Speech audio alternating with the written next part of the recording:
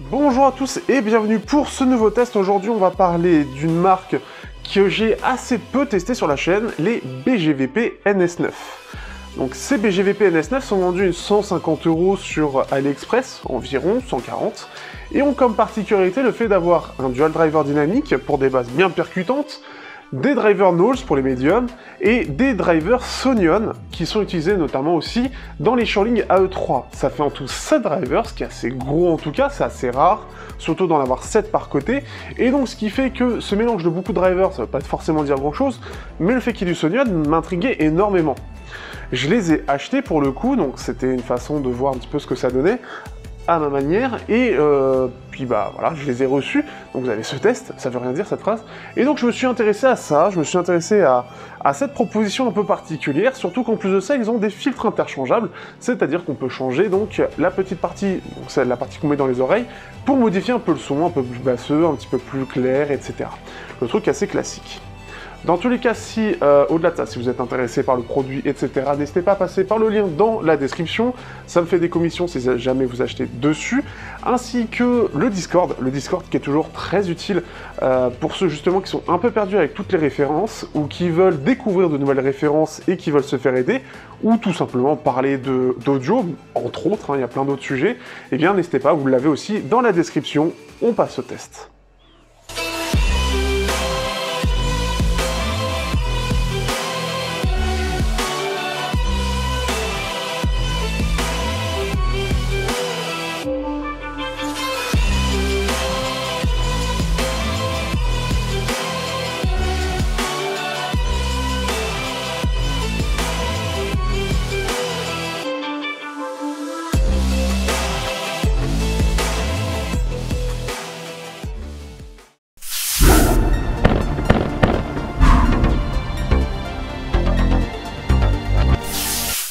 Au niveau du design, on a quelque chose qui est assez sympa.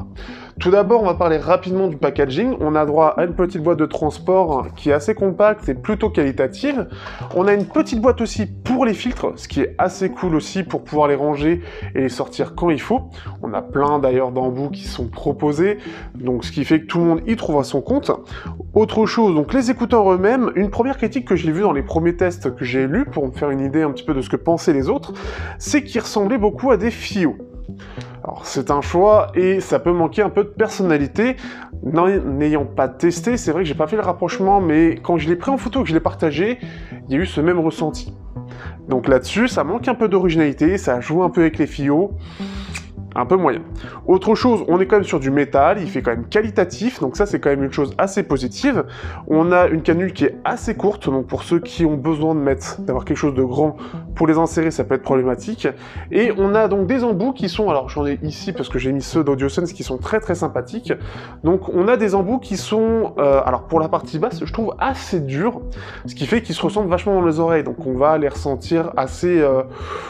beaucoup pour le coup, les vocales sont un petit peu plus fins, donc ce sera un peu mieux, mais plus clair, mais on en reparlera dans la partie sonore. On a une connexion MMCX avec un câble qui est clairement très qualitatif, que je trouve assez joli, qui est entre gris et blanc, qui est tressé, donc vraiment très très sympathique de ce point de vue-là. On a un petit scratch pour le ranger facilement, donc ce qui fait que c'est plutôt vraiment sympa de ce point de vue-là. Au niveau du confort, ils sont un petit peu lourds, mais rien de spécial par rapport à d'autres, et ce qui fait que dans l'oreille, je les oublie assez bien, surtout comme je l'ai dit, j'ai préféré mettre les embouts AudioSense qui pour le coup sont vachement plus confortables. On a aussi les embouts à mémoire de forme, mais on en reparlera dans la partie sonore, dû au fait qu'en fait, par rapport au son qu'il y a, c'était pas forcément ce que je recherchais. Mais ils sont très confortables, très doux, très aérés, ce qui est assez positif. D'ailleurs, je les trouve même mieux que les embouts, donc les embouts en silicone, alors que d'habitude, je préfère beaucoup plus les embouts au silicone que les embouts à mémoire de forme, donc en mousse. Globalement donc bien réussi, pas grand chose à dire de plus, le packaging complet et l'ensemble fait vraiment qualitatif.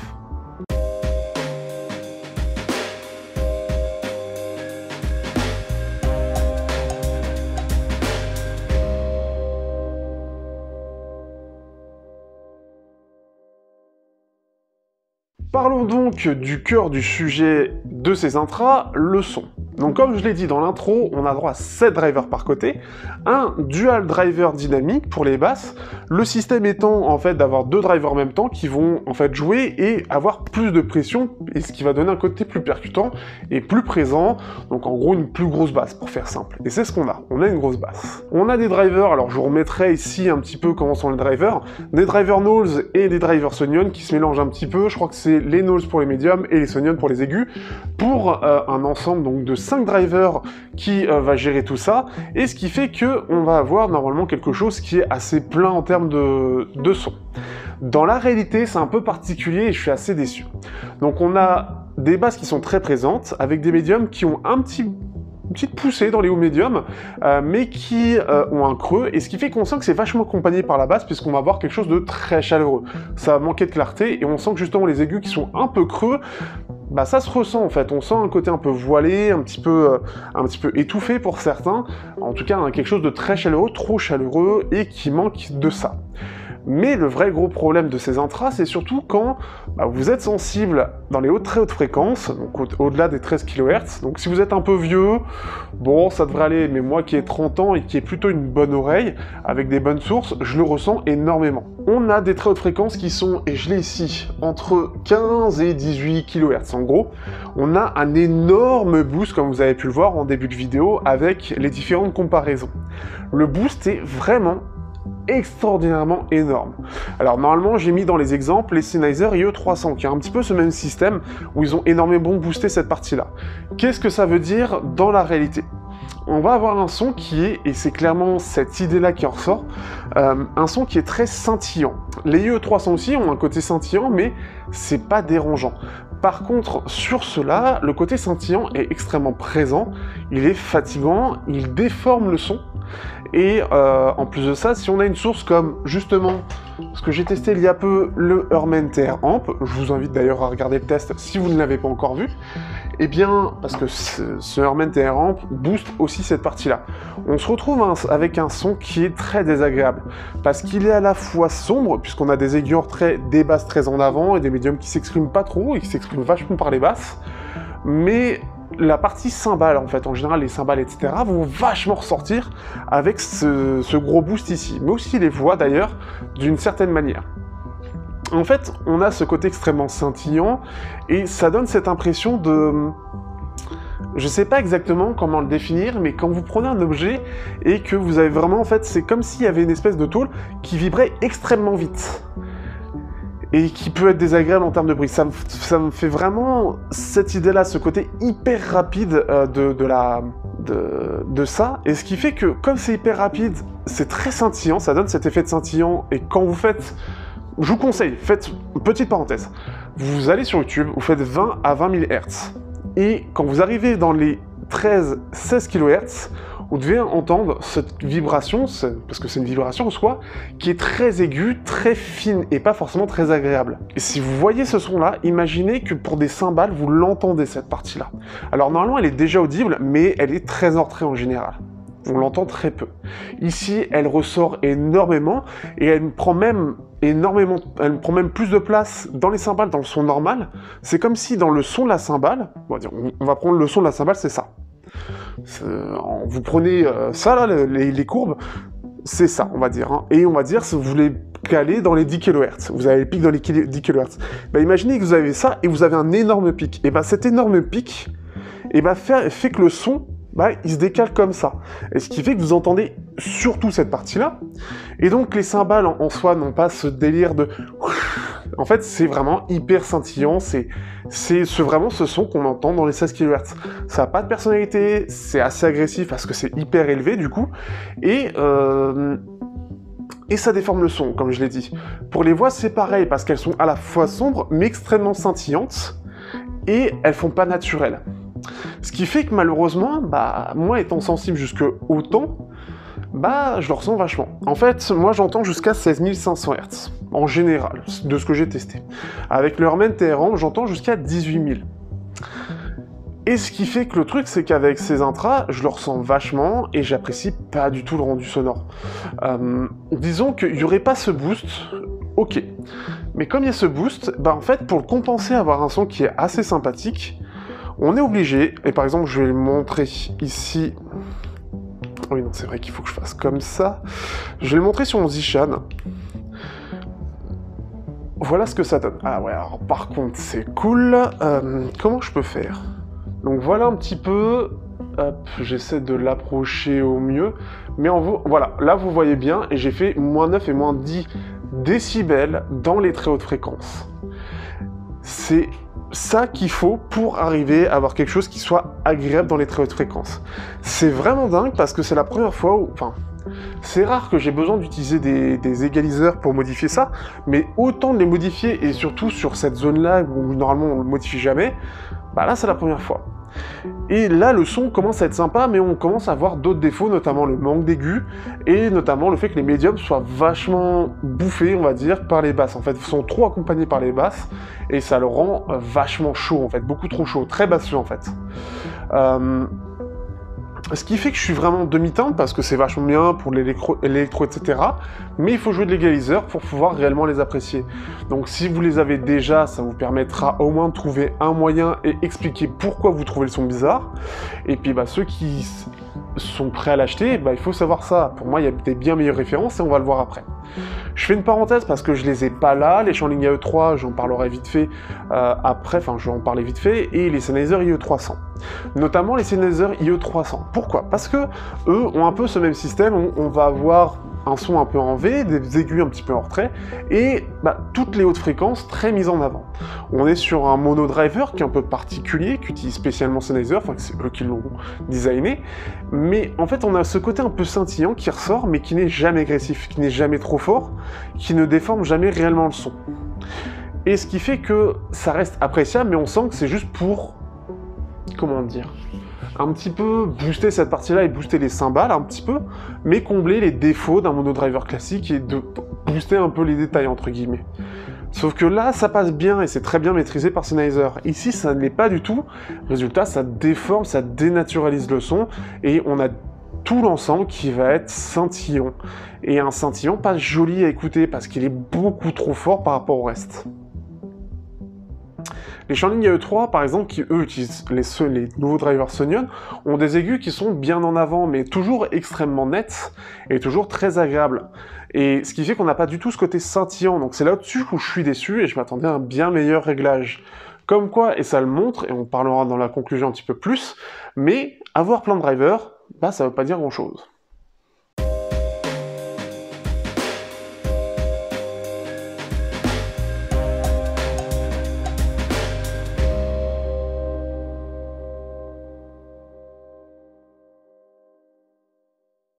Ce qui fait que, en termes de comparaison, on va prendre quelques intras, j'en ai pas pris énormément, mais on va prendre notamment, par exemple, ceux que j'apprécie beaucoup, qui sont assez proches des Shanling AE3, les UFOer UFO 112. Les UFOer sont des intras qui sont sortis à environ 300 €, et ce qui fait que je les apprécie toujours autant. La différence entre les deux, c'est qu'on sent qu'il y a un peu plus une grande dynamique, je trouve. On a un son qui semble un peu plus vivant, par contre qui est moins neutre du côté donc des BGVP. Les UFOer ont une basse qui est moins puissante, on sent que ça galère... Enfin, ça arrive à être moins profond que ce que propose BGVP, qui est une basse très puissante, très élevée, qui va très bas, donc qui s'exprime vraiment très bien. Par contre, on a des médiums qui, eux, sont assez sombres, et ce qui fait qu'on a quelque chose d'assez chaud du côté de BGVP. On l'a aussi du côté du UFOer, mais qui sont un petit peu plus éteints. On sent en fait qu'ils sont un peu plus ternes, et manquent un peu de côté vivant. C'est un petit peu mieux du côté des BGVP. Les aigus sont vraiment en retrait, plus que ce que proposent les UFOer, et le truc c'est que les UFOer restent assez nets, plus détaillés, avec une scène générale qui est globalement assez similaire. Le truc c'est qu'après ça reste net et on n'a pas ce côté sentiment, et c'est là encore une fois que je le redis, les BGVP eux, bah, ils ont ce côté hyper désagréable de ce côté scintillant qui viennent perturber les voix, les cymbales. Et ce qui fait qu'il est jamais réellement agréable, et quand on en est sensible, bah, enfin, moi j'y suis pas particulièrement sensible, mais je le ressens vachement, et ce qui fait qu'on se retrouve avec quelque chose qui n'est vraiment... En fait, qui est presque joli. Et dans les médiums, je trouve plus joli que les UFOer, mais qui, résultat, se rate complètement. Et ce qui fait que dans la finalité, même si c'était presque bon du côté des BGVP, les woofers sont eux plus polyvalents déjà, parce qu'ils vont arriver à gérer beaucoup plus de styles du coup, et qui en plus de ça, hors voix, ont des médiums qui sont aussi beaucoup plus jolis, et dans l'ensemble beaucoup plus réussis, beaucoup plus polyvalents. On va parler aussi des Tinker TK300 qui eux sont à moitié prix quasiment par rapport donc au BGVP, et on a un constat qui est un peu similaire. On a une signature en V qui est clairement affichée du côté des Tinker. On est sur un triple driver nose, plus limité donc techniquement, en tout cas en nombre de drivers, et ce qui fait qu'on a une basse qui est hyper puissante du côté des Tinker, mais qui est pas aussi baveuse on va dire que les BGVP. Ce qui fait qu'on a des médiums qui sont plus en retrait, mais pour le coup plus accompagnés dans la clarté des aigus, et on a quelque chose de plus joli, plus clair, qui ressort mieux. On a quelque chose qui est un peu mieux, et en plus de ça, donc des aigus qui ressortent, ce qui va permettre de mettre en avant un peu plus les cymbales, etc., sans pour autant, encore une fois, baver dans les très très hautes fréquences et avoir quelque chose de désagréable. Ce qui fait qu'on a un son en V qui est très bien affiché du côté des Tinker, mais beaucoup mieux réglé, et ce qui fait que ça le rend bien meilleur dans ce qu'il essaie de faire par rapport au BGVP. Et pareil, on n'a pas ce côté scintillant qui ressort, on a quelque chose qui est à peu près aussi détaillé. Pourtant, on a beaucoup moins de drivers, donc c'est cette gestion aussi qui compte. Mais aussi, on a quelque chose qui est beaucoup plus cohérent dans l'ensemble, avec des voix plus claires, donc ça peut manquer un peu de chaleur, mais plus clair, mais qui va permettre, notamment dans des styles fun, d'être beaucoup mieux en fait. Je le trouve beaucoup plus réussi en termes de réglage. Et là-dessus, BGVP a un réglage vraiment très bizarre, où les voix ressortent avec ce côté hyper scintillant, mais hyper basseux en même temps. Et même s'ils sont présents, il y a ces deux trucs-là bizarres. Ce qui fait que les Tinker sont bien meilleurs choix, à moitié prix, que les BGVP, parce que le réglage a été bien mieux fait. Et on va rester toujours du côté de AudioSense avec donc les AudioSense T800. T800 qui sont les premiers intras à 300 € du coup, et que j'avais investi de moi-même aussi grâce à vos dons du coup. Et ce qui fait que, en fait, les AudioSense T800, donc c'est des full drivers, eux ils ont 8 drivers par côté, il n'y a pas de driver dynamique dedans, c'est que du nose, sauf que, alors eux ils sont très sensibles à la source, donc on va prendre par exemple les Herman qui sont excellents de ce point de vue là, sur la même source, qui les gèrent très très bien. Et bien les AudioSense T800 sont beaucoup plus jolis, ils sont bien plus détaillés, ils ont une basse qui est un peu plus creuse du fait que ce soit un driver armature équilibrée, qui a beaucoup plus de mal dans les basses fréquences, en dessous de 100 Hz, et ce qui fait qu'on a quand même quelque chose de très fun, mais avec des médiums qui sont en retrait aussi, on est sur une signature en V toujours, et une excellente clarté. On a ce pic dans les 10 kHz qui va beaucoup changer selon les sources que vous avez. Sauf que pareil, on n'a pas ce côté scintillant, c'est surtout ce côté qui peut être un peu plus ou moins brouillon quand on est dans les 10 kHz selon la qualité de la source. Mais le truc c'est que pareil, on a quelque chose qui semble beaucoup plus technique, on a quelque chose qui est beaucoup plus joli, qui va être plus polyvalent, on n'a jamais ce défaut particulier de ce côté scintillant, mais plus ce côté un peu agressif dans des 10 kHz. Et à choisir, je préfère largement les T800 qui sont plus maîtrisables sur une source qui sont un peu de qualité, donc un bon DAP ou même un channel UP4, etc. Ce qui fait qu'on arrivera à le ressortir plus facilement ou même baisser plus facilement ces 10 kHz via une égalisation, si besoin. Et ce qui fait que, en fait, il réussit beaucoup mieux de ce point de vue-là. Malgré le côté beaucoup plus fun et basseux et chaleureux, on va dire, des BGVP, encore une fois, l'énorme problème qu'il y a, cette absence d'aigu, qui peut faire partie de la personnalité des BGVP, mais derrière, en fait, les côtés hyper scintillants qui ressortent dans les très hautes fréquences, des trucs complètement tout ça et à trop d'impact sur le reste. Là où les T800, ça va avoir un impact un peu sur les cymbales, et on peut le modifier, on peut mettre un peu plus de basse aussi, ce qui fait que ça passe plutôt bien. Et sur des smartphones, etc., il passe plutôt bien ce pic, ce qui fait qu'il est plus fait pour des faibles sources, et là-dessus, il tournera à merveille d'ailleurs. Enfin, une faible source ou des sources qui peuvent gérer des très basses des sensibilités. Si je dois faire rapidement, allez, on va essayer avec les Shandling E3, je vais essayer de faire de tête. C'est extrêmement proche pour le coup des UFOR, mais avec quelque chose d'un petit peu mieux au niveau des médiums, qui est un peu plus accompagné des aigus du coup, parce que les aigus ressortent vachement. On a quelque chose de très net et très détaillé, c'est un côté extrêmement technique et super réussi. On a une basse qui est très élevée et qui est très profonde pour justement une armature équilibrée, puisque c'est un triple driver Sonion, dont un double driver basse, et ce qui fait qu'on a quelque chose de très élevé mais hyper clair quand même, avec ces aigus qui ressortent pas mal. Je vous conseille de regarder la vidéo pour être certain, parce que je fais ça de tête, et ça fait un peu 2 mois que je les ai pas écoutés, donc ça fait un peu loin. Mais ce qui fait que j'avais énormément apprécié les AE3, après ce qui fait que par exemple sur du métal, ça avait un petit peu du mal, parce que ça ressortait un peu trop par exemple, mais sur de la synthwave, etc., c'était juste extra. Sur les BGVP, je ne trouve pas de style qui soit particulièrement bon, parce que dans tous les cas, à part des styles où ça ne tape pas dans les hautes fréquences, ce qui est plutôt rare, puisqu'on va souvent utiliser une batterie, des cymbales, etc., et même les voix ont un impact, bah, c'est assez rare que je me retrouve avec des musiques qui soient agréables à écouter. Et c'est ça tout le problème. Et justement, on va arriver à la conclusion de cette vidéo.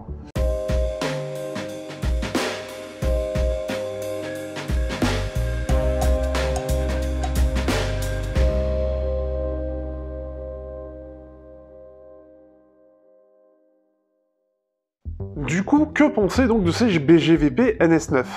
Malheureusement, pour moi, c'est 140 balles foutues en l'air. Ça fera pas partie de mon top, et vous l'aurez compris. Et je suis un peu dégoûté d'avoir mis 140 balles dedans. Bref, ce qui fait que donc ces BGVP NS9, et c'est très chiant à dire, dans les points positifs, on a quand même le fait qu'on a un packaging super complet. Donc ça, c'est bien, mais ça fait pas tout. On a les filtres, et d'ailleurs j'en ai même pas parlé tellement c'est anecdotique, mais ils ont pas réellement d'impact, c'est tellement léger que même des embouts ont plus d'impact que ça. Et en plus de ça, ça règle de toute façon pas le problème de scintillement au niveau des hautes fréquences. Comme je vous l'ai dit, ce qui m'intrigue énormément, c'est ce côté très complet au niveau des drivers. Le problème, c'est que ça me fait beaucoup penser, et je viens d'y penser là, au Nice HCK NX7 que j'avais testé et que j'avais vraiment pas aimé. J'ai l'impression d'avoir un peu le même problème avec ce côté hyper scintillant, hyper boosté grâce à un driver qui était, je sais plus, électrostatique ou je sais plus quoi, et ce qui fait que, enfin, piézoélectrique, voilà. Et ce qui fait que, on a un peu le même problème ici, c'est que ça veut booster quelque chose dont les gens n'entendent pas forcément ces fréquences-là, mais pour ceux qui les entendent, c'est pas terrible. C'est pas terrible du tout d'ailleurs. Et ce qui fait qu'on est un peu déçu, et je suis un peu, voilà, je m'attendais à beaucoup mieux. Le truc, c'est que ce qui était positif et ce qui proposait quelque chose de sympa, c'était, au-delà du nombre de drivers, le fait qu'ils intègrent les nouveaux drivers Sonyon, qui, prend un peu la place de Knowles dans cette gamme de prix. C'était vachement intéressant, puisque, d'un coup, on a l'impression que Sonyon avait trouvé un moyen de s'intégrer dans cette gamme de prix, parce qu'en général on les retrouve à plus à 700-800 €. Le problème ici, c'est que je pense que ces drivers ont été très mal utilisés, et que la personne qui a réglé ça a des problèmes d'audition dans cette part de fréquence. Le problème, c'est que si quelqu'un n'a pas ces problèmes-là, et je pense qu'il y a quand même beaucoup de gens qui entendent, d'ailleurs ce serait intéressant, comme je vous ai dit, tester les 20 à 20 000 Hz, et dites-moi jusqu'à combien vous entendez avec vos intras, et quel est avec quoi vous écoutez ça, tout simplement. Ce serait vachement intéressant de savoir ça, pour savoir si ça peut être bloquant, justement, par rapport à ces intras. Au-delà de ça, en fait, si on n'a pas ce problème-là, ou si on est prêt à se lancer dedans, et avec un peu d'égalisation, ça peut faire de très jolis intras, avec des aigus un peu boostés, mais je trouve que c'est pas hyper terrible. J'avais testé un peu l'égalisation, j'ai pas été hyper convaincu sur booster les aigus, mais dans l'ensemble, bon, c'est bien, c'est correct, mais c'est surtout très basseux. Et si vous n'êtes pas très sensible au-delà des 15 kHz, ça peut faire des intras très basseux, très sympas pour de l'électro. Le problème, c'est que moi, j'en ai jamais réellement profité, et donc c'est un peu difficile de donner un avis vraiment sympathique sur ce sujet. Ce qui fait que, je suis globalement assez déçu. On a quelque chose qui aurait pu être très sympathique, une implémentation qui est sympathique, mais ni les filtres, ni les embouts, et ni le réglage ne permettent réellement de me convaincre. Ce qui fait que je ne peux pas les recommander. Plusieurs tests les trouvent plutôt sympathiques, et par exemple, j'ai trouvé sur Redfi, et Headphonia, c'est les 2 tests pour l'instant, je crois, qui sont sortis, il n'y a pas eu de réels défauts de mentionner. On va revoir un petit peu, parce que en fait je suis un petit peu, pour le coup, un peu différent de ce que trouvent les autres. Ça fait longtemps que je l'ai pas fait, et justement on va voir un petit peu ce qui est dit. Donc par exemple ici Caption, que j'ai jamais vu d'ailleurs du côté Edfi, donc un V-Fun, voire un L, une signature en L, donc très boosté au niveau de la basse, c'est clairement, ça se voit, ça dépend des filtres, et encore. Le fait qu'on ait des filtres qui permettent de modifier un peu le son, même si ça n'a pas beaucoup d'impact, la très grosse basse réponse sans compromis, avec une bonne séparation quand même des instruments, ça c'est clair, la réponse en fréquence qui est toujours assez 12 du coup, forcément elles sont assez hors trait. Par contre apparemment il y aurait un problème de variance au niveau du son, il y a un problème de quality, de quality check, donc de vérification de qualité sur la chaîne de fabrication, et ce qui fait qu'on donnerait variation en termes de qualité sonore. Il est possible que justement j'ai un problème de quelque chose qui est un problème de reverb en fait, ça a été c'est ce qui pourrait poser ce problème là. Donc pareil, la basse qui peut être un peu trop présente sur les médiums, et ça manque un petit peu d'air dans les aigus. Mais par exemple, ils disent pas du tout ce côté scintillant, les hautes fréquences très très présentes, personne n'en parle réellement.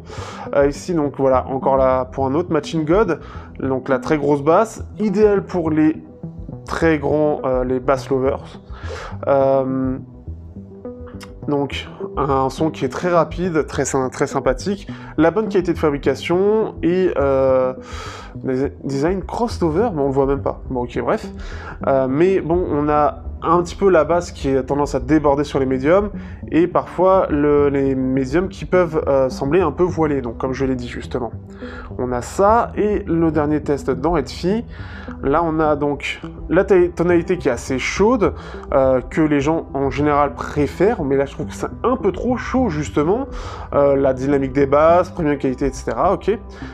Donc le côté FiO, que j'ai revu justement ce que je disais, la qualité des aigus qui est un petit peu trop en retrait, trouver un filtre qui fasse correctement le taf, oui et non. Normalement quand vous voyez un petit peu au niveau des images que j'ai mises, des différents filtres, ça change quasiment rien. Alors effectivement aussi les embouts qui sont un peu chiants à insérer, mais bon c'est un coup de main à prendre. Et voilà, changer les filtres, ça change pas réellement grand chose. Mais ce qui est intéressant, c'est que personne ne mentionne ce problème de scintillement hyper exagéré de ces intras. Autre chose, et je tiens à la rappeler, et c'est surtout là-dessus que je voulais finir cette conclusion, c'est le nombre de drivers ne définit pas ce qu'est un bon intra. Vous pouvez avoir un excellent intra limité comme les Sennheiser IE300 avec un monodriver qui est extrêmement bien réglé et qui permet de s'en servir correctement, et avoir des intras avec énormément de drivers mais extrêmement mal gérés. Les KZ-ASX, les BGVP NS9, parce que je les mets dedans. Et ce qui fait que les nombres de drivers, ça veut pas dire grand chose. J'en parlais un petit peu dans les TRN BA15 avec ces 15 drivers par côté, donc 30 en tout, et ce qui fait que eux ont réussi à maîtriser cette partie-là. Et ça n'a pas l'air d'être donné à beaucoup de monde. Les intras avec 8 drivers, c'est assez commun par contre, mais c'est généralement bien maîtrisé. Encore une fois, ça veut pas tout dire, hein. On a des intras qui sont tout aussi sympas avec 3 drivers, comme d'autres avec 8 drivers, comme d'autres avec 15, comme d'autres avec 1. Mais tout va dépendre de, tout d'abord, ce que vous cherchez comme type de son, ce que vous cherchez comme rendu sonore, et derrière aussi, forcément, la qualité de ce dernier auprès donc de la marque, et comment ils arrivent à le tuner, et comment ils arrivent à se donner un son cohérent. Et c'est ça qui est important. Et ici, le son n'est pas cohérent. Le son a un défaut majeur, et même plusieurs défauts, plus ou moins majeurs, entre les basses trop présentes, le manque d'aigus, la chaleur qui est trop présente par rapport aux basses pour les médiums, ça fait pas mal de petites choses. Et pour moi, les très hautes fréquences qui sont clairement, c'est rédhibitoire. Clairement, c'est rédhibitoire à mon sens. Et ce qui fait que, déçu, voilà, tout simplement, je pense qu'on n'ira pas plus loin, déçu de ces intras. Sur ce, j'espère que vous aurez quand même apprécié ce test, on se dit à bientôt pour de prochains tests sur Technoid. N'hésitez pas à passer par le lien dans la description, le Discord, et on se dit à bientôt pour de prochains tests sur Technoid.